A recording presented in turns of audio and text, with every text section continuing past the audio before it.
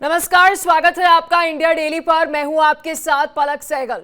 देश में छिपे हैं कितने गद्दार?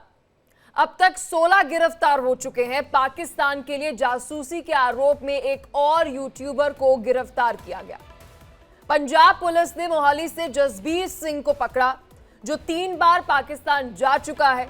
पाकिस्तानी सेना के अधिकारियों से मिल चुका है।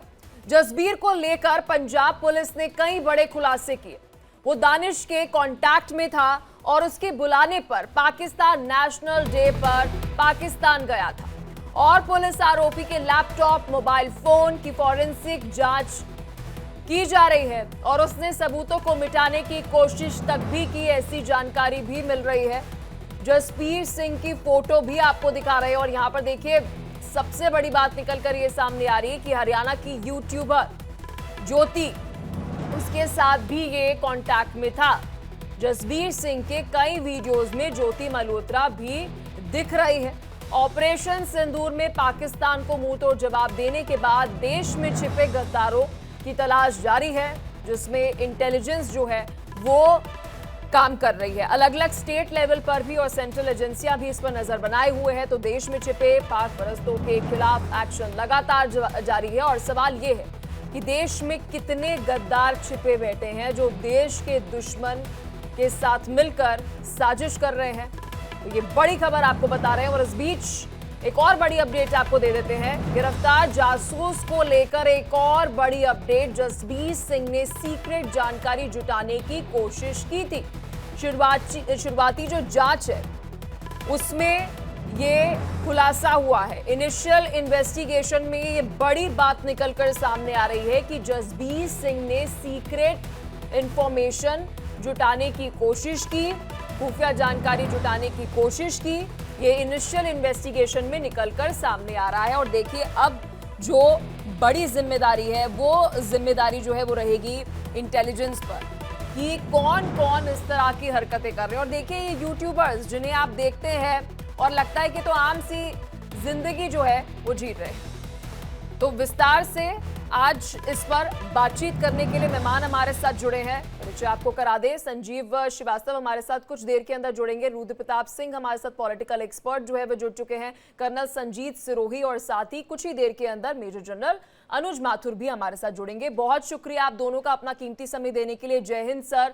शुरुआत कर्नल संजीत सिरोही जी आपके साथ। सर, अभी क्या ये लिस्ट और बढ़ते हुए नजर आएगी? क्योंकि हमारे जो सोर्सेज है वो ये बता रहे हैं कि ये जो डॉट्स हैं वो कनेक्ट हो रही है, इस वजह से गिरफ्तारियां और ज्यादा बढ़ रही हैं कि ये लोग किसके साथ कनेक्टेड थे, फिर उनकी पूरी कुंडली खंगाली जा रही है और फिर उसके बाद उनका पूरा डेटा लेकर इन्हें गिरफ्तार किया जा रहा है। पलक जी, जय हिंद। मैं सबसे पहले आपका धन्यवाद देता हूं कि आपने एक अहम मुद्दे पे बातचीत करने के लिए मुझे अपने चैनल पे बुलाया है। देखिए, ये अब जब एक आदमी पकड़ा जाता है जासूस और उसके ऊपर जब इंटरोगेशन होती है तो दूसरे को पकड़ता है और इस तरीके से जो है डोमिनोज इफेक्ट होता रहता है और ये डॉट जो है आपस में मिलते रहते हैं और लोग जो है कड़ियां जुड़ती रहती है और ज्यादा से ज्यादा फिर तब पता लगता है कि स्पाई नेटवर्क है क्या। अब आप देखिए, इसमें समझने की बात यह है कि क्योंकि मैं इंटेलिजेंस कोर में रह चुका हूं, मुझे पता है कि इंटेलिजेंस वाले किस तरीके से काम करते हैं। जो पाकिस्तान इंटेलिजेंस से कोई भी हो, सबसे पहले वो उस आदमी को पकड़ते हैं जो इन्फ्लुएंसर है। इन्फ्लुएंसर कौन है? आजकल यूट्यूबर जो इन्फ्लुएंसर है, और जैसे जसबीर सिंह का है, जसबीर सिंह के पास तकरीबन 1 मिलियन जो है सब्सक्राइबर्स हैं। तो इसका मतलब ये है वो 1 मिलियन सब्सक्राइबर्स के दिमाग को चेंज कर सकता है, उनकी जो है दिमाग की रीमॉडलिंग कर सकता है। तो ऐसे लोगों को फंसाया जाता है और फंसाने का तरीका ये है कि शुरू में उनके साथ कांटेक्ट किया जाता है, उनको छोटा सा काम दिया जाता है कि आप सिर्फ, फॉर एग्जांपल, आप ये मोहाली से पकड़ा गया है तो वो ये बता देगा, उससे पूछेंगे कि जी आप हमें जो चंडीगढ़ का एयरपोर्ट है उसका आप हमको नक्शा बना के दे दो। तो ये बहुत छोटी चीज़ है, कोई भी आदमी एयरपोर्ट पे जाएगा वो नक्शा बना के दे देगा।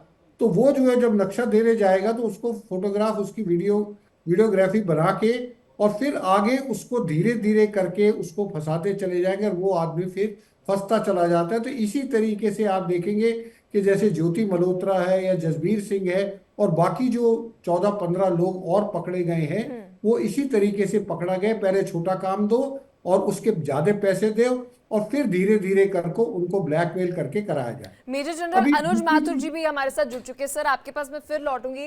मेजर जनरल अनुज माथुर जी, सर जय हिंद। ये एक बहुत बड़ी नेशनल सिक्योरिटी में हम कह सकते हैं कि आने वाले समय में चुनौती हो सकती है। सर ऐसा मैं इसलिए कह रही हूँ क्योंकि एक समय पहले हम ये देखते थे कि यूट्यूबर्स को इंटरनेशनल कुछ फंडिंग मिल जाती थी कि आपको एक नरेटिव सेट करना है, लेकिन अब ये जासूसी करने पर उतर आए हैं। बिल्कुल, देखिए, सबसे बड़ी बात ये होती है कि हमको ये मालूम होना चाहिए कि पाकिस्तान जो है वो बहुत समय से भारत में, उन्होंने बहुत समय से, मतलब मैं जो कह रहा हूँ बहुत समय का अर्थ ये है कि बहुत दशक हो चुके हैं इस बात को। उन्होंने एक बहुत जबरदस्त इंफ्रास्ट्रक्चर, नेटवर्क सिस्टम यहाँ पर तैयार करके रखा हुआ है और पूरे देश में है। वो सिर्फ पंजाब या कश्मीर में नहीं है, पूरे राष्ट्र में उन्होंने इस प्रकार का सिस्टम फैला रखा है और उनको स्लीपर सेल्स के रूप में वो रखते हैं और उनको जहां जिसकी आवश्यकता होती है वहां पर उसको एक्टिवेट कर दिया जाता है। इसमें जैसा कि सर बता रहे थे, उन लोगों को टारगेट किया जाता है जो कि आसानी से किसी वजह से फिसल सकते हैं। अब वजह क्या हो सकती है? आप देखेंगे कि किसी को फेम चाहिए, किसी को नेम चाहिए, किसी को पैसा चाहिए, और ये सब बातें इनको लगता नहीं है इनिशियली कि ये देश के खिलाफ गद्दारी कर रहे हैं। तो ये जो नेटवर्क पूरे देश में फैला हुआ है, इसमें आपको तेजी इसलिए नजर आ रही है कि जो टेक्नोलॉजिकल एडवांसमेंट्स हुए हैं उसकी वजह से उनका जो पाकिस्तान के इंटेलिजेंस ऑपरेटिव्स हैं उनका काम थोड़ा सा आसान और थोड़ा सा तुरंत तीव्र गति से हो पाने वाली परिस्थिति में आ गया है कि आप एक मोबाइल के क्लिक पर दुनिया में 11 लाख 12 लाख लोगों से कनेक्ट हो सकते हैं। और ये कनेक्ट आपका सिर्फ लोकेलिटी, ज्योग्राफिकल लिमिट्स में होने की जरूरत नहीं है। ये जो कनेक्ट है पूरी दुनिया में, पूरे ग्लोब में उसके फॉलोअर्स हैं। जैसे कि ध्रुव राठी हैं, वो वहां बैठे हुए हैं जर्मनी में और वहां से पूरी बातें जो भी उनको कहना होता है वो कहते हैं, और चाहे वो देश के हित में हो या ना हो। तो ये मेरा मानना है कि आज से पहले, कुछ वर्ष पहले तक समस्या ये थी कि उनको फिजिकली मूव करने की आवश्यकता पड़ती थी। उनको फिजिकली कहा जाता था कि अब आप यहां जाकर के ये करिए, वहां जाकर के वो करिए। अब वही काम टेक्नोलॉजी के द्वारा हो रहा है, विद ए क्लिक। आप देखें किस प्रकार से यूक्रेन ने रशिया के 7,000 किलोमीटर अंदर जाकर के और एक क्लिक से 4 एयरपोर्ट तबाह कर दिए। तो ये जो ताकत है, ये जो पावर है, पावर ऑफ टेक्नोलॉजी, वो पावर उनको इस बात को आसान कर देती है कि उनका एक अच्छा नेटवर्क जो है, जासूसी नेटवर्क बन जाता है। उसके अलावा इसमें आप नाम छुपा सकते हैं, अपना वेश छुपा सकते हैं, कुछ भी छद्म तरीके से काम कर सकते हैं।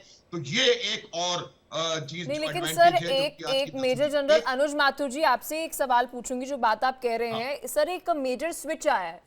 मतलब पहले हमारी एक जो इमेज जासूसों को लेकर बनी हुई थी कि जो देश के दुश्मन जासूसी करते हैं वो थोड़ा छिपके रहते हैं, लाइमलाइट में नहीं रहते हैं, जिसकी जान पहचान इतनी ज्यादा ना हो, इतना फेम नेम उसके पास ना हो, उसे पोटेंशियली सोचा जाता था कि ये जासूसी करने के लिए एक बेहतर विकल्प हुआ जा सकता है पोटेंशियली।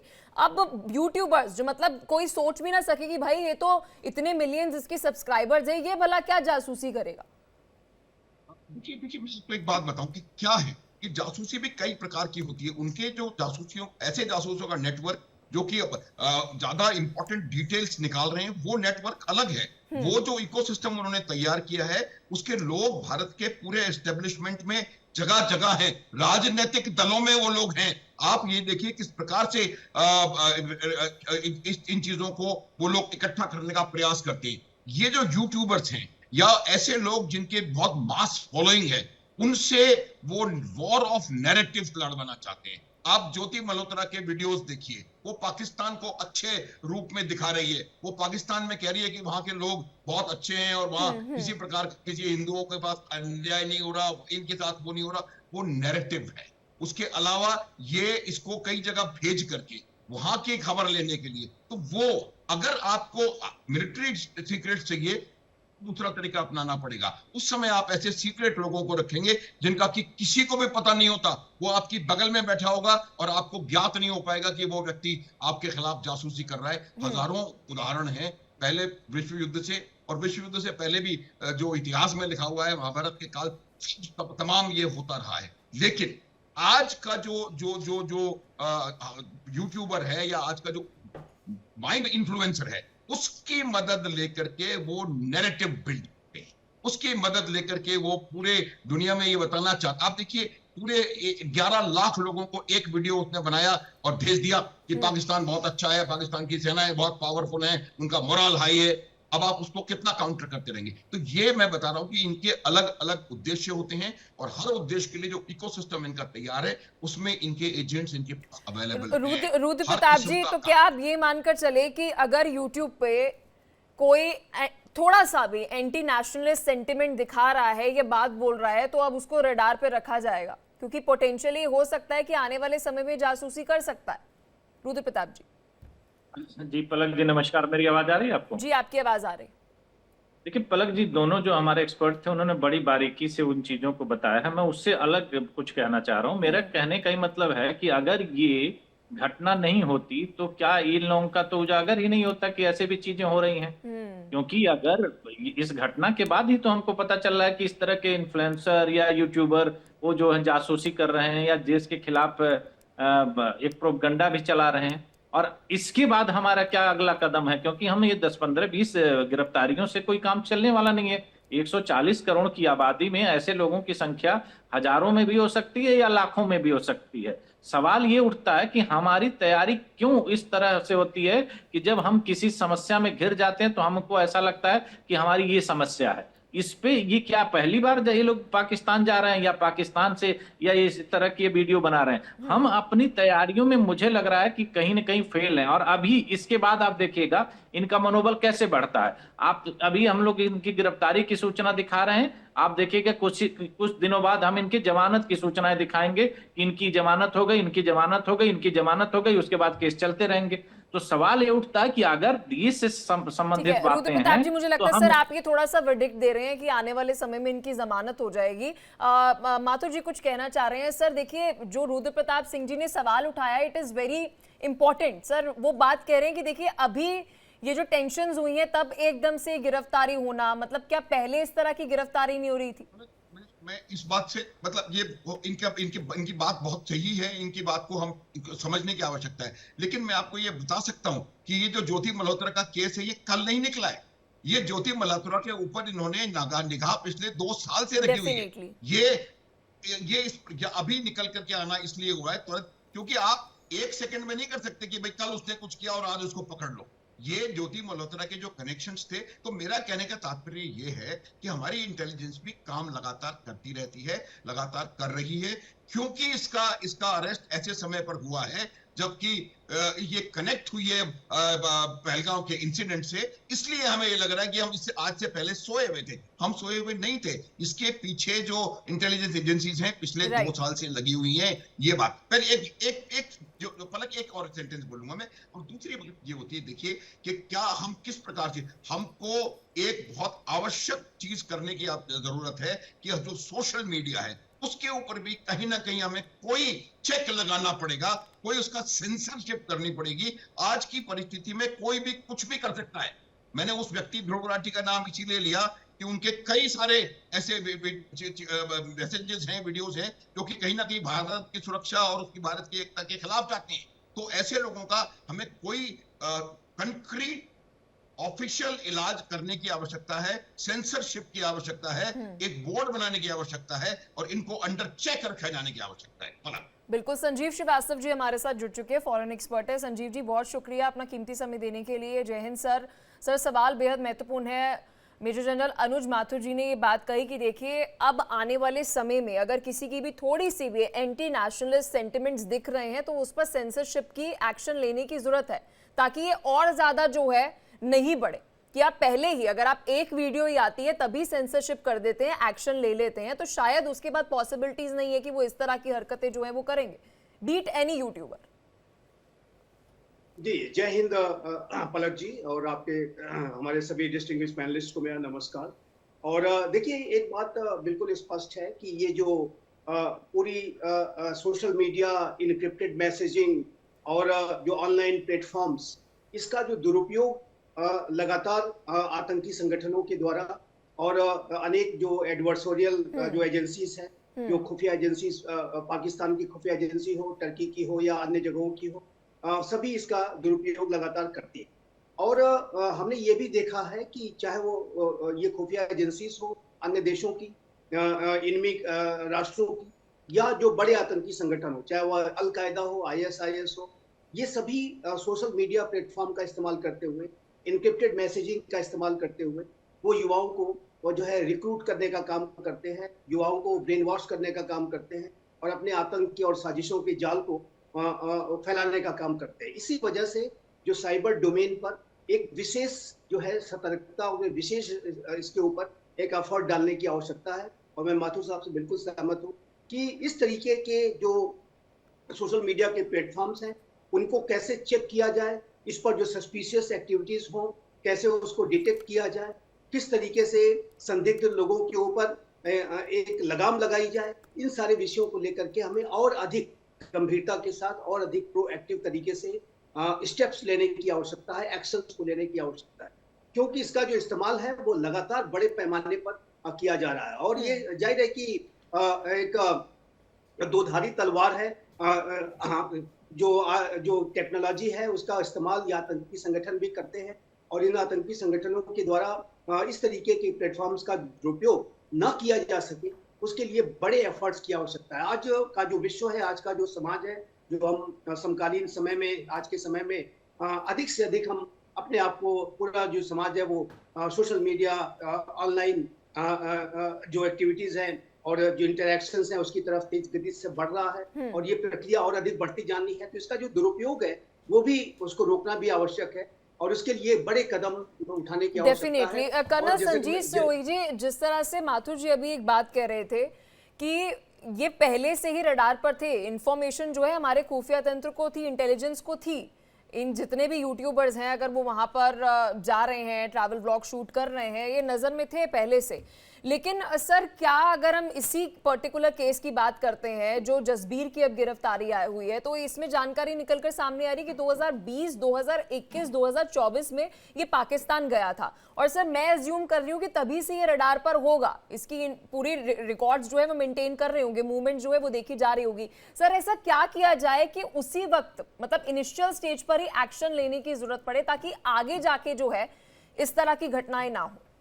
मतलब हम वेट क्यों कर रहे हैं कि आगे जाके खुफिया जानकारी दे? देखिए पलक जी, ये इस बात को समझना जरूरी है, किसी का पाकिस्तान जाना कोई जुर्म नहीं है, कोई भी आदमी कहीं पे भी जा सकता है। डेफिनेटली। अगर आप जो है उसको, जो आदमी आपके लिए जासूसी कर रहा है, जब तक आपके पास उसके पुख्ता सबूत नहीं होंगे, वो कोर्ट में जाके बरी हो जाएगा तो फायदा क्या हुआ। तो इसलिए जो भी इंटेलिजेंस एजेंसीज होती हैं, वो इस तरह के जो लोग होते हैं उनको शैडो करती है। अब ये 2020 में गया है तो 2020 से ही इसको शैडो कर रहे होंगे, हमारी जो काउंटर इंटेलिजेंस एजेंसीज हैं वो उसको शैडो कर रही होंगी, ऐसी ज्योति मल्होत्रा को शैडो कर रही होगी। तो जब पूरे पुख्ता सबूत हाथ में आ जाते हैं तभी पुलिस जो है उन लोगों को अरेस्ट करती है। अगर आप उनको प्री मेच्योरली अरेस्ट कर लेंगे तो वो जो आप पूरा रिंग जो है, पूरा जो स्पाई नेट बना हुआ, उसको आप नहीं, क्योंकि उन लोगों को पता लग जाएगा और वो जो बाकी लोग हैं वो जो है छुप जाएंगे। तो इसलिए पूरे रैकेट को जब तक वो मैच्योर नहीं होता है, जब तक पूरे पुख्ता सबूत नहीं आते हैं, जब तक पूरे डॉट नहीं मिल जाते, दो काउंटर इंटेलिजेंस एजेंसीज है वो उनको जो है उनके ऊपर हाथ नहीं डालती है। और जो रुद्र प्रताप सिंह जी वो बोल रहे थे, उससे बात से भी मैं थोड़ा सहमत हूँ कि ये जो कार्रवाई है ये हमेशा ही चलती रहनी चाहिए। मैं इसमें हमारे जो पुराने सीडीएस थे बिपिन रावत साहब, उन्होंने बहुत पहले कहा था कि भारत को 2.5 फ्रंट पे लड़ने की जरूरत है। तो उनका जो 2.5 फ्रंट था वो एक पाकिस्तान था, एक चीन था, और जो हाफ फ्रंट था वो अंदर का जो हमारा जो गद्दार लोग हैं जो हमारे पाकिस्तान और दुश्मनों के लिए जासूस करे, वो हाफ फ्रंट है। तो अभी जो है गवर्नमेंट ने पहलगाम के अटैक के बाद और जब ये न्यू नॉर्मल सेट किया तो न्यू नॉर्मल में इसको बहुत बड़ी तेजी से जो है सेट किया। एक पॉइंट और मैं बताता हूं, जो हाल ही में यूक्रेन ने ड्रोन्स को रशिया के इतने अंदर भेज के जासूसी करके ट्रकों में डाल के भेज दिया अपने स्पाई नेटवर्क से, और जहां वो चाहते थे वहां जाके, क्योंकि रशिया को भी उम्मीद नहीं थी कि 6000 किलोमीटर अंदर आके यूक्रेन के ड्रोन हमला कर देंगे। लेकिन यूक्रेन ने क्या किया, उनको ट्रकों में भेज के अपने जासूसों के थ्रू और वहां एयरबेस के पास जाके उनके जो ऊपर के जो लकड़ी के जो फट्टे उनको हटा दिया और वहां से ड्रोनों पर अटैक किया। तो मेरा यह कहना है कि भारत को भी ऐसे गद्दारों से बच के रहना चाहिए, क्योंकि इस बार तो हमने ऑपरेशन बट सिंदूर कर्नल में कर्नल संजीव उनके सिरोही ड्रोन जी, को। सर आपकी एक बात से मैं चाहती हूँ आप थोड़ा सा इसे इलैबोरेट करिए, और शायद मैं थोड़ा सा इसे कंट्राडिक्ट कर रही हूँ। सर आप कह रहे हैं कि इनिशियल फेज पर जब आपको किसी पर शक हो रहा है, संदेह हो रहा है, तो आप माइनर सा भी एक्शन जो है वो नहीं ले सकते हैं। सर मेरा आपसे ये क्वेश्चन है कि आप लगातार किसी एक पाकिस्तानी दानिश के साथ संपर्क में हैं, फिर उसके बाद वहां पर आपको जिस तरह से ज्योति को वीआईपी ट्रीटमेंट मिल रही थी, सर वो अभी नहीं मिल रही थी, वो बहुत पुराने से मिल रही थी, तो बहुत सारे कनेक्शन जो है वो डॉट्स जो है वो पहले से ही बन रहे थे। मैं सर ये पूछ रही हूँ, व्हाई नॉट हमने पहले एक्शन क्यों नहीं लिया गया? हम पहलगाम तक के उसकी जर्नी तक का वेट क्यों कर रहे थे? अभी तो पूरे मामले पर इन्वेस्टिगेशन चल रही है। मेरा आपसे सवाल ये है कि 2-2.5 साल से अगर वो रडार पर थी, उसे देखा जा रहा था और इसकी मूवमेंट्स देखी जा रही थी, तो उस वक्त एक्शन क्यों नहीं लिया गया? हम वेट क्यों कर रहे थे? जी हम वेट नहीं कर रहे थे, यही तो मैं कह रहा हूं। आप ये बताइए, क्या पाकिस्तान जाना कोई जुर्म है? क्या पाकिस्तान हाई कमीशन अगर किसी को अपने नेशनल डे में इनवाइट करता है तो क्या वो जुर्म है? किस जुर्म नहीं है, में उसको नहीं गिरफ्तार है, किया जा सकता नहीं था? है। ठीक है, तो इसलिए उसको ऊपर वो रडार में तभी से है जब से वो पाकिस्तान गए, या नेशनल इसके पाकिस्तान हाई कमीशन में उनके नेशनल डे पे डांस कर रहे हैं, तब रडार से तभी पर है। लेकिन मैंने आपको बताया, जब तक ऐसे पुख्ता सबूत नहीं आएंगे, आप उनको अरेस्ट कर लो, नहीं कर आप सकते, उनको जो है बिल्कुल। कोर्ट में पेश करोगे तो उनको तो वो तभी जमानत मिल जाएगी, तो क्या करेंगे फिर आप? तो सबसे पहले तो उनको जुर्म तो करने दो। अब उन्होंने जुर्म किया है, उनके हाथ में जो एजेंसीज हैं काउंटर इंटेलिजेंस, उनके हाथ में कुछ आया है, तभी उनको गिरफ्तार किया। बिना सबूत के कोई किसी मेजर को जनरल गिरफ्तार नहीं अनुज कर सकता। माथुर जी, सर देखिए अभी मैं दुविधा में हूँ, फिर ऐसा किया क्या जाए? मतलब वो वैक्यूम ही ना रहे, वो स्पेस ही ना रहे कि वो यहाँ तक पहुंच पाए, मतलब वो जुर्म करने तक भी पहुंच पाए जो ये देश के खिलाफ गिद्दारी कर रहे हैं। तो मैं वो चाह रही हूँ, जो वो वैक्यूम बच रहा है उसमें इमीडिएट एक्शन हम क्या ले सकते हैं? गिरफ्तार हम कर नहीं सकते, कोर्ट भेज नहीं सकते, क्या करें फिर? देखिए मैं आपको यही बता रहा हूं। देखिए ये बात बिल्कुल सही है।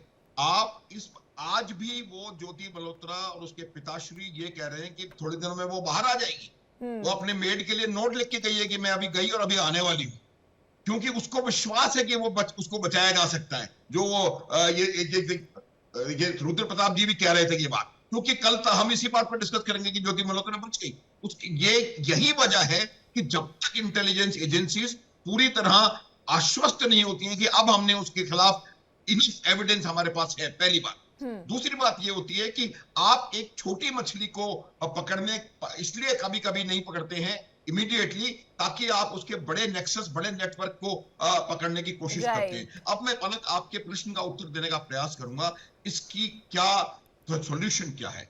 देखिए इसका सॉल्यूशन है भारत के करिकुलम में, भारत के एजुकेशन सिस्टम में आपको देश के लिए क्या सही है क्या नहीं है ये बताने की जरूरत है।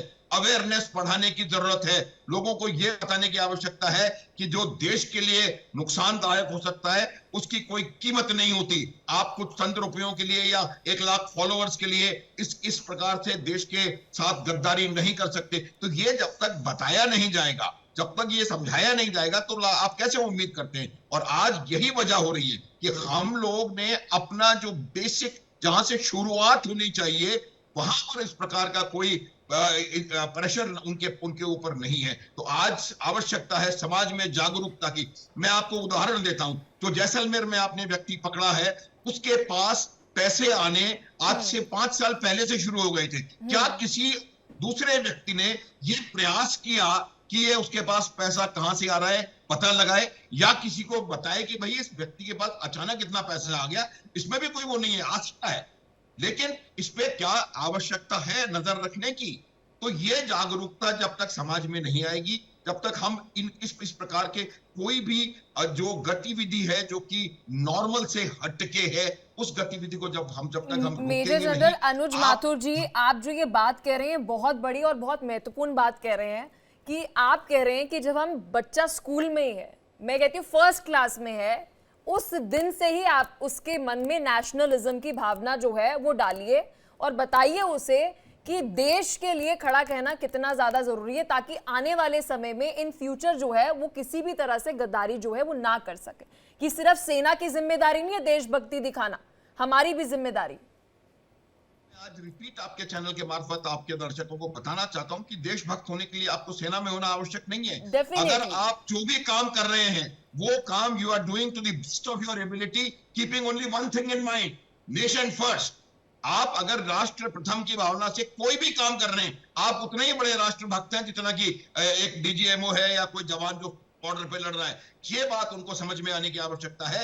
राष्ट्र निर्माण में आपका योगदान उतना ही है जितना किसी सैनिक का या बड़े साइंटिस्ट का या डीआरडीओ का है, वो किसी भी हर प्रकार के व्यक्ति का है, आप जैसे लोगों का है। उस बात को, लेकिन हमें एक बात सिर्फ ध्यान रखनी है कि राष्ट्र प्रथम। हमारा इतिहास हमें सिखाता है कि अगर राष्ट्र के लिए, सच्चाई के लिए, राइटियसनेस के लिए अगर आपको कभी कभी छोटे झूठ का भी सहारा लेना पड़े, जैसे कि युधिष्ठिर ने किया था, जैसे कि भगवान श्री कृष्ण ने सूर्य को छुपा करके जयद्रथ का वध करवाया था, तो ये भी अगर सच्चाई के लिए, राष्ट्र के लिए आपको जो भी कुछ करना है वो कम है। ये बात लोगों को समझ में आनी आवश्यक है। और जब भारत का हर व्यक्ति, और इसमें एक बात मैं फिर बताऊंगा कि राजनीतिक दलों की बहुत जबरदस्त भूमिका होती है। एक राजनीतिक दल की फॉलोइंग बहुत ज्यादा होती है, करोड़ों में है। और अगर वो लोग गलत बात करेंगे, अगर वो लोग कहना शुरू कर देंगे कि ये कर दिया, सरेंडर हो गया, वो हो गया, ये हो गया, उससे बहुत बड़ा असर होता है। तो मेरा ये मानना है, चाहे वो राजनीतिक दल हो, चाहे वो शिक्षक हो, चाहे वो विद्यार्थी हो, चाहे वो आम नागरिक हो, हर एक को राष्ट्र प्रथम की भावना से काम करने की आवश्यकता है। पलक, जब तक आप वो नहीं समझेंगे, जब तक आप ये नहीं समझेंगे कि आपके राष्ट्र के हित में क्या है, तब तक मुझे लगता नहीं है कि इस प्रकार की चीजों को आप रोक सकेंगे। रुद्र प्रताप जी, नहीं हो रही है। देखिए, जिम्मेदारी सिर्फ मेजर जनरल माथुर जी की नहीं है, केवल कर्नल संजीत सिरोही की नहीं है, संजीव श्रीवास्तव की नहीं है, आपकी और मेरी भी है, और 140 करोड़ देशवासियों की है कि उन्हें भी देशभक्ति दिखानी है। लेकिन अभी सर जो बात कह रहे हैं, और ये जायज है कि भाई अगर पॉलिटिकल लीडर्स ही मतलब देशद्रोह की बातें कर रहे हैं, राजद्रोह की बातें नहीं कर रहे हैं, मतलब आप एंटी नेशनलिस्ट अगर बयान दे रहे हैं और अगर यूट्यूब पर वीडियो बना रहे हैं, एक मास लीडर अगर कुछ कहता है ना सर, उसका बहुत ही मल्टीप्लायर इफेक्ट होता है रुद्र प्रताप जी। और एक अगर आज के समय में एक यूट्यूबर वीडियो बनाता है ना एंटी नेशनलिस्ट, तो उसका भी मल्टीप्लायर इफेक्ट होता है। उसका प्रभाव सिर्फ दूसरे देशों पर नहीं पड़ता, हमारे देश पर सबसे पहले पड़ता है। तो इन वीडियोस पे सबसे पहले बैन लगना चाहिए ताकि आप नेशनलिज्म की भावना लेकर आए। सरकार की आलोचना कीजिए, कोई प्रॉब्लम नहीं है, लेकिन देश की आलोचना, सेना की आलोचना, सेना के फैसलों की आलोचना। देखिए पलक जी, मेरा मानना है कि दो मेरी इसमें मुख्य बिंदु हैं।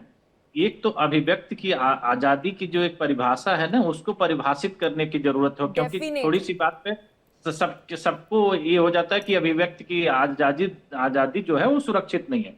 दूसरे, मुझे लगता है कि इस तरह की दिखावे की कार्रवाई से कुछ नहीं होने वाला है। ये घटना होती है, उसके बाद हम कार्रवाई के नाम पर 20-25 लोगों को गिरफ्तार करते हैं और एजेंसियों को पीठ थपथपा करके हम छोड़ देते हैं। अगर टेक्नोलॉजी अपग्रेड हो रही है, नए तरह के हमारे दुश्मन पैदा हो रहे हैं, तो हम एजेंसियों को अपडेट क्यों नहीं कर रहे हैं? समय समय पर भारत सरकार ने अलग अलग तरह की एजेंसियां बनाई हैं। इसी तरह के काम करने के लिए एक एजेंसी क्यों नहीं बना देती है कि जो केवल इसी तरह की चीजों को करे? आज आप यूक्रेन की बात कर रहे हैं कि यूक्रेन रसिया में इतना अंदर तक जा करके वहां पर ड्रोन अटैक कर देता है, तो रसिया अपडेट नहीं कर पाया अपने आप को ना, उस तैयारी नहीं कर पाया। अब हमला हो गया, अब आप तैयारी कर रहे हैं। तो वही चीज हम लोग कर रहे हैं। जब हमारे ऊपर हमला हो जाता है तो हम दिखावे की कार्रवाई के नाम पर, आप बताइए, इस समय हम लोगों को पता चला कि कुछ लाख पाकिस्तानी लोग शादी करके यहीं रह रहे हैं, और उसके बाद ये जानकारी अब हमें मिल रही है।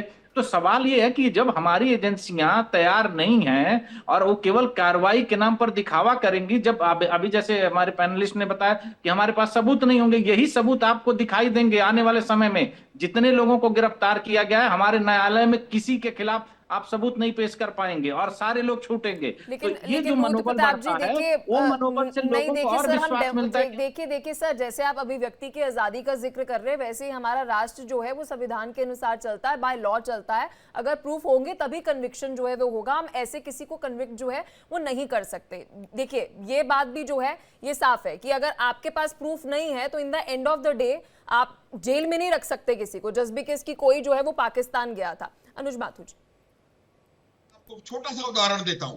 Shrimati Indira Gandhi, sitting prime minister of India, 500 लोगों के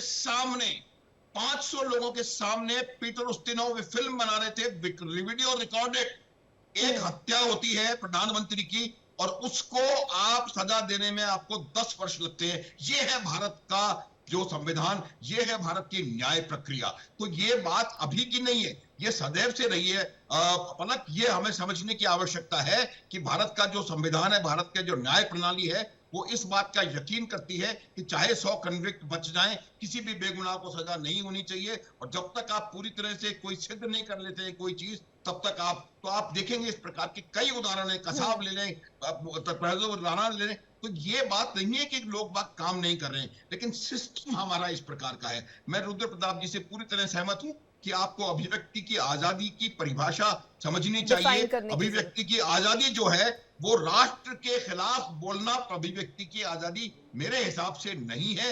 लेकिन ये आपको बताना पड़ेगा बच्चों को, ये आपको बताना पड़ेगा समाज को कि राष्ट्र के खिलाफ क्या है। और जब हम बड़े बड़े लोग अगर राष्ट्र के खिलाफ बोलने में हिचक नहीं रहे हैं, तो आप किस प्रकार से लोगों को समझाएंगे, ये मेरा कहना है। बिल्कुल सर, हमें अपनी रेड लाइन जो है वो पता होनी चाहिए कि हमें इसे क्रॉस जो है वो नहीं करना। कर्नल संजीत सिरोही जी सर, अब देखिए जैसे जैसे टेक्नोलॉजी एडवांस हो रही है वैसे वैसे सर चैलेंजेस जो है वो बहुत ज्यादा बढ़ रहे हैं। अगर मैं हाल ही में पहलगाम आतंकी हमले का भी एग्जांपल ले लूं, लगातार हम देख रहे हैं कि अलग अलग लेवल पर इन्वेस्टिगेशन चल रही है, एनआईए अपनी इन्वेस्टिगेशन कर रही है, तो वही दूसरी तरफ इंडियन आर्मी जो है वो सर्च ऑपरेशन चला रही है कि जल्द से जल्द जो है वो आतंकियों का सफाया हो। लेकिन सर एक चाइनीज मेड फोन का जिक्र हुआ कि भाई वहां से वो एक दूसरे के साथ संपर्क में थे। फिर ये भी बात निकलकर सामने आई कि यहाँ पर चाइनीज मेड एप्स का भी इस्तेमाल जो है वो किया जा रहा था।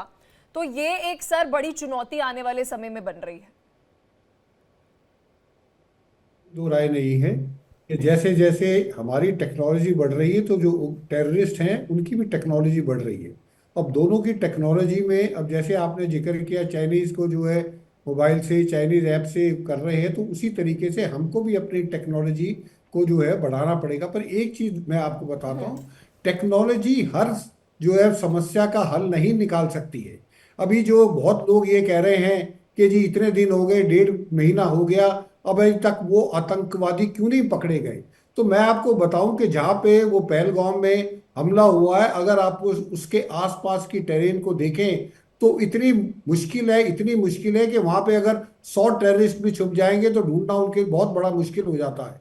तो टेक्नोलॉजी कुछ हद तक टेक्नोलॉजी कर सकती है, लेकिन टेक्नोलॉजी की भी अपनी लिमिटेशंस होती हैं। तो उन लिमिटेशंस को मद्देनजर रखते हुए टेररिस्ट भी हमसे एक कदम आगे रहने की कोशिश करते हैं। क्योंकि इनिशिएटिव हमेशा आपको ये समझना चाहिए, लोगों के दिमाग में ये है कि जी वो टेररिस्ट आए थे तो उनको रोका क्यों नहीं, क्योंकि आपको नहीं पता वो टेररिस्ट कहां पे अटैक करेंगे।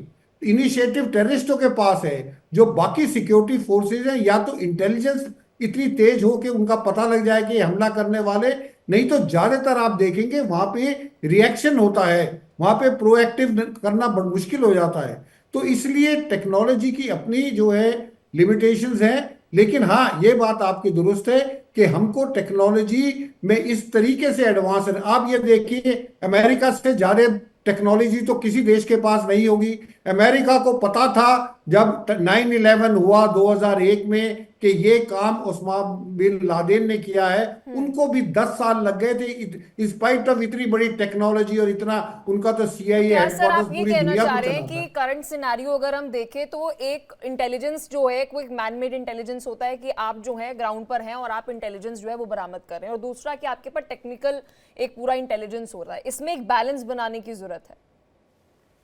बिल्कुल, तो इसलिए इसमें जो है मैं आपको बताऊंगा ह्यूमन इंटेलिजेंस का भी बहुत इंपॉर्टेंट रोल है। दूसरा एग्जांपल मैं आपको इजराइल का देता हूं। इजराइल की कितनी एडवांस टेक्नोलॉजी, उनकी फेंसिंग के ऊपर कितने कितने जो है सर्वेलेंस और कैमरेज वगैरह लगे हैं, तब भी जो है हमास जो है 7 अक्टूबर को हमास ने हमला करके वो अंदर घुस गए और जो कि 1200 आदमियों को मार दिया और 250 से ज्यादा लोगों को हॉस्टेज ले गए।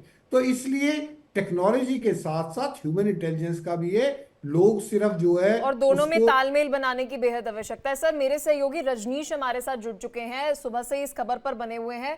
रजनीश, क्या डेवलपमेंट है खबर पर?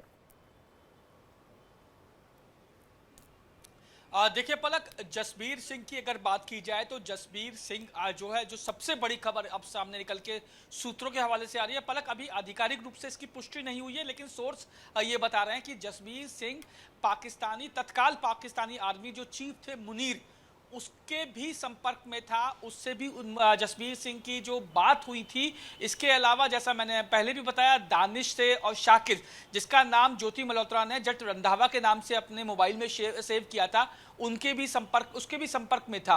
तो अब मुनीर की भी एंट्री हो चुकी है। अभी तक ये सामने आ रहा था कि मुनीर के कहने पर ही जो पहलगाम आतंकी हमला था ये हुआ था, और अब ये भी सामने आ रहा है सूत्रों के हवाले से कि जसबीर सिंह मुनीर से भी बात की थी। इसके अलावा जसबीर सिंह ने गिरफ्तारी से पहले, जब ज्योति मल्होत्रा की गिरफ्तारी हुई थी, तो उससे पहले अपने मोबाइल से सभी डाटा, सभी पाकिस्तानी जो इंटेलिजेंस ऑफिसर्स के नंबर, सभी वीडियोस और जो डॉक्यूमेंट्स उसने शेयर किए थे वो डिलीट कर दिए, ताकि जो इन्वेस्टिगेशन एजेंसीज हैं वो उस तक ना पहुंच सके। लेकिन कल गगनदीप की गिरफ्तारी हुई थी पंजाब से ही, और आज गगनदीप की गिरफ्तारी के बाद जसबीर सिंह की गिरफ्तारी हुई है। सबसे बड़ी बात यह है कि पहले तो मैं चाहूंगी आप इस पर थोड़ी सी जानकारी दें, अगर आपके पास सोर्सेज से जानकारी है तो, कि ये जो मुनीर वाला एंगल आप बता रहे हैं, फिजिकल कांटेक्ट हुआ था या फिर टेलीफोनिक यहाँ पर कांटेक्ट हुआ था? कोई ऐसी शुरुआती जानकारी मिल रही है आपके सोर्सेज से?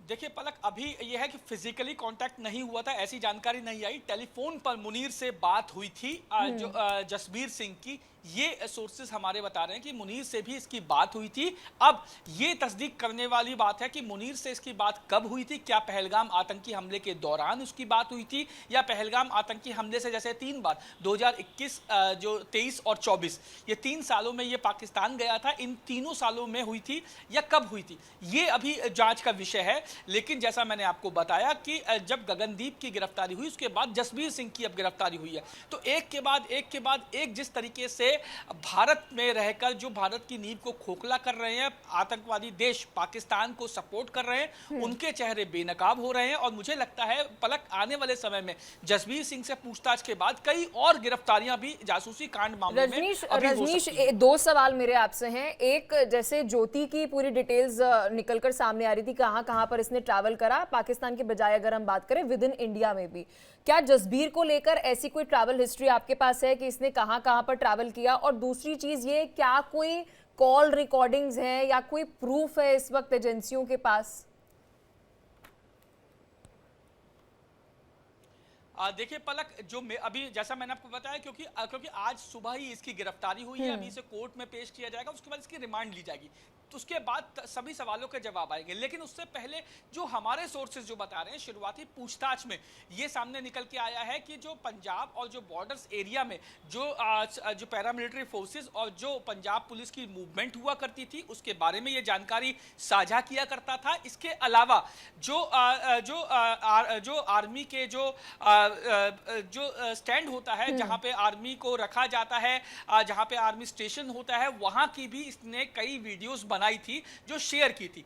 ऐसी बातें शुरुआती जांच में निकल के सामने आ रही है। इसके अलावा बॉर्डर एरिया में जिस तरीके से सीआरपीएफ की मूवमेंट जो होती थी, इसके अलावा जो बीएसएफ की मूवमेंट्स होती थी, इसे लेकर भी जो जानकारियां और उनकी कितने संख्या में वो लोग मौजूद हैं, इसकी जानकारियां साझा किया करता था। इसके अलावा पलक, आपको याद होगा कि पंजाब में जो एक सेना के जो ठिकाने पे आत्मघाती हमला हुआ था, उस दौरान भी जसबीर सिंह के लिंक जो है वो शक के दायरे में है कि जसबीर सिंह ने उस दौरान भी वहां की फुटेज जो है वो आईएसआई के साथ शेयर की थी। फिलहाल अभी रिमांड ली जाएगी, उसके बाद इन सभी सवालों के जवाब लिए जाएंगे। इसके अलावा जो डेटा, जो फोटोज, जो वीडियोस या जो चैट हिस्ट्री जसबीर सिंह ने ज्योति मल्होत्रा के गिरफ्तारी के बाद जो डिलीट कर दी थी, उसके लिए फॉरेंसिक जांच के लिए उसका लैपटॉप और उसका मोबाइल भेजा जाएगा, और तमाम जो डेटा डिलीट किया गया है उसे रिकवर किया जाएगा, करने की कोशिश की जाएगी। रजनीश, आप हमारे साथ बने रहिए, हमारे साथ और मेहमान भी हैं। एक बार मेजर जनरल अनुज माथुर जी, मैं आपसे एक सवाल पूछना चाहूंगी। Sir, being a anchor and reporter, अगर हम कभी रिपोर्टिंग करने जाते हैं तो बहुत सारी ऐसी अगर एजेंसियों के ऑफिस है, वहां पर अगर अलाउड नहीं होता तो हमें खड़े तक नहीं होने देते, वीडियो तो छोड़ो बनाने की। अब मैं दिल्ली में अगर हम बात करूं, आप इंडियन एयरपोर्ट के अगर पास में चले जाए तो आपको खड़े तक नहीं होने देते। वो सबसे पहले आपके पास आते, कहते हैं आपको काम क्या है, आप यहाँ पर क्यों खड़े हैं, यहाँ से आप जाइए। तो सर एक आम इंसान मतलब जर्नलिस्ट होने के नाते हमें वहां पर नहीं खड़े होने दिया जाता अगर हमारे पास परमिशन नहीं है और अगर हमें पूरी इंफॉर्मेशन उनको नहीं दे रहे हैं। तो ये जो आम नागरिक है वहां पर खड़े होकर कैसे इंफॉर्मेशन जो है वो ले रहे हैं और वीडियो बना रहे हैं बकायदा। तो देखिए ये लोग हैं, इनको वहां पर पहुंचाया किस प्रकार जाए, इस पे काम हो रहा होता है। मैं आपको एक दो उदाहरण देने का प्रयास करूंगा कि देखिए इन्होंने सबसे पहले कब काम शुरू किया था। जब 1953 की बात बताता हूँ कि अभी का फिनोमेना नहीं है। 1953 में इन्होंने नागा रिबेल्स के सीनियर लीडर को बुलाया था, उसको ढाका में और कराची में उससे बातचीत की थी, उनको वहां पर वो बनाने के। तो ये इस प्रकार का यकीन करवाते हैं कि जो लोग हैं जिनको कि वहां पहुंचाने की आवश्यकता है उनका जरिया निकाला जाए कि आप वहां पर पहुंच सकते हैं।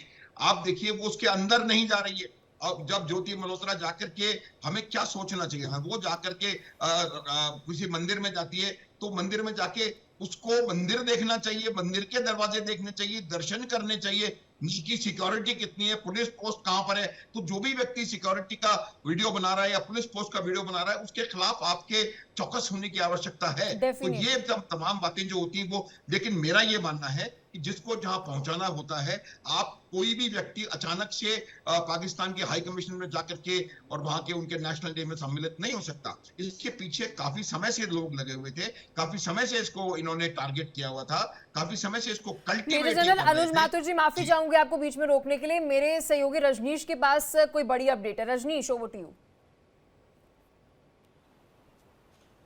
पलक, ज्योति मल्होत्रा से पूछताछ में यह भी सामने आया है कि जब वाराणसी से प्रधानमंत्री नरेंद्र मोदी जब वंदे भारत को हरी झंडी दिखा रहे थे उस दौरान भी ज्योति मल्होत्रा उस वंदे भारत ट्रेन के अंदर मौजूद थी। ना सिर्फ ट्रेन के अंदर मौजूद थी बल्कि जो ड्राइवर था ट्रेन का, उसके केबिन से लेकर एंड तक उसने तमाम वीडियोस बनाए कि किस तरीके से इस ट्रेन का संचालन हो रहा है, कहां कहां जो है कैमरे लगे हुए हैं, कहां कहां सिक्योरिटी जो है वो लोग तैनात हैं, इसके अलावा सीटें कितनी हैं, लोग कहां बैठेंगे, इस तरीके की तमाम वीडियो भी उस दौरान शूट की गई थी जिस दौरान प्रधानमंत्री नरेंद्र मोदी ने वंदे भारत को वाराणसी से हरी झंडी दिखाई थी। तो ये अपने आप में और बड़ी बात हो जाती है कि वंदे भारत ट्रेन का भी वीडियो बनाया गया था। तो क्या अब जांच एजेंसियां ये भी जांच कर रही है कि क्या ज्योति मल्होत्रा ने।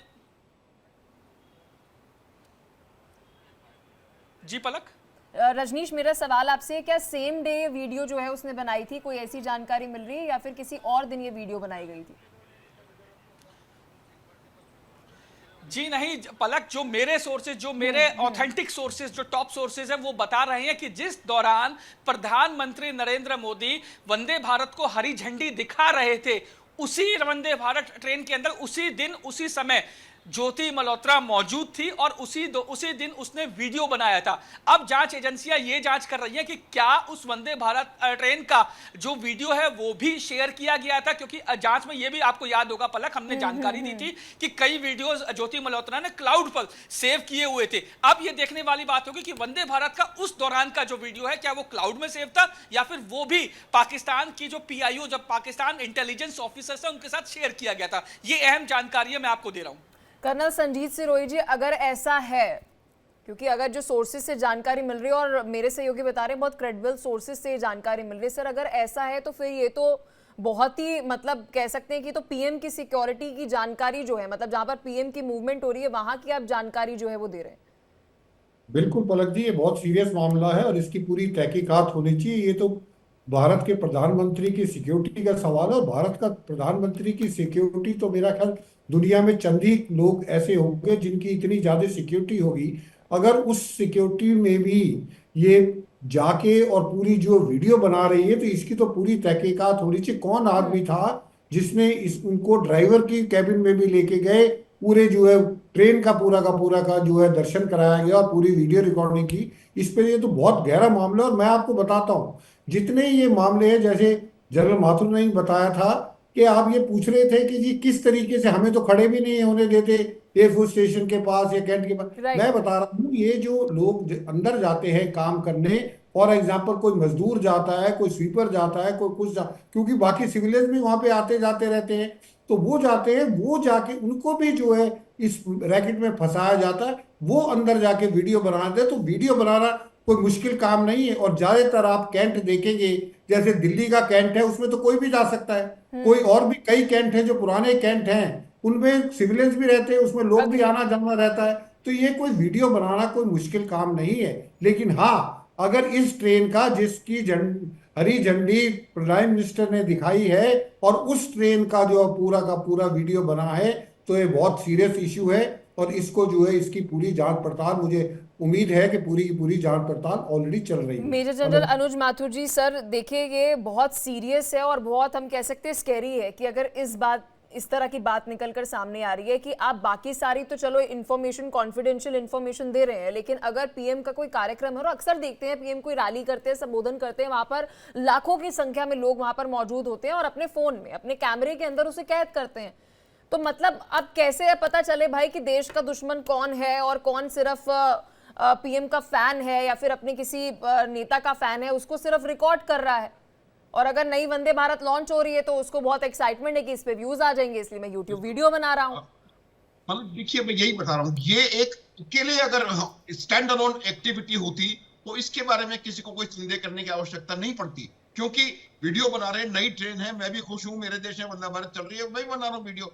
लेकिन वीडियो किस प्रकार से बनाया जा रहा है, मैं यही बताने का प्रयास कर रहा हूँ। पुरी के मंदिर का वीडियो मैं भी बना के लाया हूँ, मैं जब गया था, लेकिन मैंने वहां पर पुलिस थाना कहाँ है ये वीडियो नहीं बनाया, उनकी आर्म्ड कॉन्स्टेबलरी कहां पर रह रही है वो वीडियो नहीं बनाया। उनको ये देखना पड़ेगा कि video banana is not bad, लेकिन क्या बनाया जा रहा है, क्या इन्फॉर्मेशन सर आपके पास में आऊंगे, आप अपनी बात पूरी कीजिएगा। रजनीश के बाद सर एक बड़ी अपडेट है, रजनीश। देखिए 2 साल पहले क्या ये जो जांच में सामने आए, 2 साल पहले प्रधानमंत्री नरेंद्र मोदी ने जिस वाराणसी से जिस वंदे भारत ट्रेन को हरी झंडी दिखाई थी, उस दौरान उद्घाटन वाले दिन वो उस ट्रेन में मौजूद थी। ना सिर्फ जो ज्योति मल्होत्रा उस ट्रेन में मौजूद थी, बल्कि उसने उस वाराणसी से दिल्ली तक का जो सफर है वो तय किया था। इसके अलावा अगर वाराणसी में जहां जहां वो रुकी थी ज्योति मल्होत्रा, वहां भी जो है जांच की जाएगी। पुलिस अब उन सब लोगों की लिस्ट भी तैयार कर रही है जहां जिन जिन लोगों से वाराणसी में ज्योति मल्होत्रा मिली थी। हालांकि मैं आपको एक बात बताऊं कि जब काशी में ज्योति मल्होत्रा गई थी तो काशी विश्वनाथ मंदिर के अलावा वो छावनी के इलाकों में, जो वाराणसी में काशी में जो सेना की छावनी है उन इलाकों में गई थी। इसके अलावा मुस्लिम बहुल्य इलाकों में भी वहां पे गई थी। अब ये सवाल उठता है कि आखिर वो यहां पर क्यों गई थी जब वंदे भारत को हरी झंडी दिखाई जा रही थी 2 साल पहले वाराणसी से। इसके अलावा पलक, हमारे सोर्सेज ये भी बता रहे हैं कि पुलिस अब ज्योति मल्होत्रा को काशी भी ले जा सकती है और उन जगह भी ले जा सकती है जहां जहां के उसने वीडियो बनाए थे, जिस मुस्लिम बहुल्य इलाकों में वो गई थी, काशी विश्वनाथ मंदिर में गई थी, किन किन जगह गई थी, किन किन लोगों से मुलाकात हुई थी, कितने दिन वो वहां ठहरी थी। ये तमाम चीजों की जानकारी लेने के लिए ज्योति मल्होत्रा को जो इन्वेस्टिगेशन एजेंसीज है, जो पुलिस है, जो एजेंसी पूछताछ कर रही है, उसे वहां पे काशी ले जा सकती है। मेजर जनरल माथुर जी, सर क्या कहना चाहेंगे, क्योंकि अब रजनीश के पास जैसे जैसे अपडेट आ रही है ये और ज्यादा हम कह सकते हैं डराने वाला हो रहा है कि देखिए आप काशी में एक इवेंट में पीएम के वहां की तो डिटेल्स दे रहे हैं, फिर उसके बाद आपकी जो लोकेशन है जहां जहां आप जा रहे हैं वो भी बहुत ज्यादा संदिग्ध है। यही मैं बताने का प्रयास कर रहा हूं शुरू से कि क्या होता है कि जो इकोसिस्टम पाकिस्तान ने या देश के दुश्मनों ने, चाइना इसमें शामिल है, चाइना ने जो इकोसिस्टम यहां पर बना करके तैयार किया है, वो उसमें हर जगह उनके लोग घुसे हुए हैं, हर एस्टेब्लिशमेंट में। अगर वो लड़की वहां ड्राइवर से लेके गार्ड तक का वीडियो बना रही है तो आप ये मान लें कि उनका कोई व्यक्ति रेलवेज में है जो कि डायरेक्टली इन्वॉल्व नहीं है, लेकिन उसको मालूम है कि इसकी मदद करने के लिए मेरे को ज्योति मल्होत्रा को ये काम करवाया जाएगा। ये पूरी तरह से एक महकमे में घुसे हुए हैं।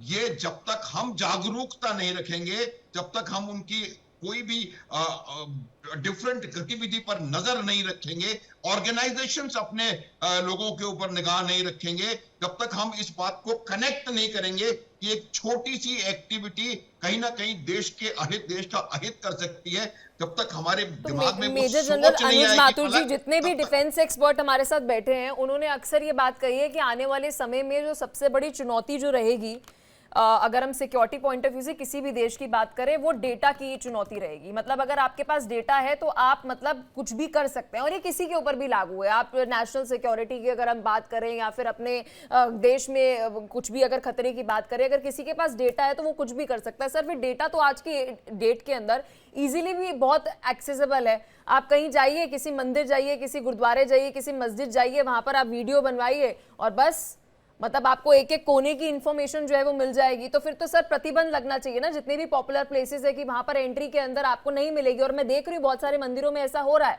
कि आप अंदर फोन नहीं लेके जा सकते, आपको अलाउड नहीं है। बिल्कुल बिल्कुल, ये मेरे लिए प्रश्न है जो जी जी जी जी जी सर। हाँ देखिए, बिल्कुल बिल्कुल सही बात है। ये आप देखेंगे हमको इसके ऊपर रेस्ट्रिक्शन लगाना पड़ेगा। कोई भी इस प्रकार, जैसे मैं आपको बताता हूँ, सेना के अंदर आपको उदाहरण दे रहा हूँ, सेना में आपको पेन ड्राइव रखना अलाउड नहीं है, क्योंकि पेन ड्राइव से डेटा रिकवर किया जा सकता है। तो आप कितने भी बड़े अधिकारी क्यों ना हो, लेकिन आप पेन ड्राइव नहीं रख सकते। अब इस प्रकार के रेस्ट्रिक्शन, और भी कई चीजें हैं कि आप यहाँ फोन नहीं ले जा सकते, यहाँ कैमरा नहीं हो सकता, जो लोग अंदर हैं सेंसिटिव जगह पर उनके पास वो 100 रुपए वाला 150 रुपए वाला संजीव मोबाइल होगा श्रीवास्तव जिसमें जी, कैमरा सर नहीं जिस होता। तरह से तो अनुज माथुर बता रहे हैं कि देखिए आपके पास पूरी संदिग्ध अगर कोई भी मूवमेंट होती है तो आप पे नजर जो है वो रखी जाती है, फिर उसके बाद आपको मना किया जाता है। लेकिन सर पहले हम देखते थे यूट्यूब के ऊपर कि देखिए आप एक नरेशन जो है वो करते थे।